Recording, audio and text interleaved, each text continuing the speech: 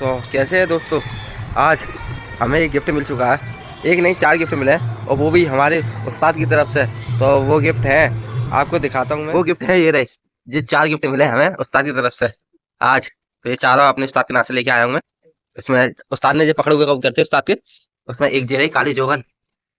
ये रही क्या कबूतरी है, देखो। एक जे घाघरा है, सब लोग जंगली कबूतर ना सारे। जे एक नीला है, जे अभी तो पट्टा है, बहुत साफ हो जाएगा, बहुत तेज पट्टा है ये। और ये भी, और ये कबूतरी है। चारों की चारों बहुत अच्छा कबूतर। और आप मैसेज करना या कमेंट कमेंट करना, इनका शौक अलग उड़ा के भी दिखाएंगे इनको। आपको उनके साथ लाइव वीडियो दिखाएंगे उड़ा के, पर खोल के आपको सामने उड़ाऊंगा। तो वीडियो पसंद आई हो तो लाइक करना, सब्सक्राइब कर देना।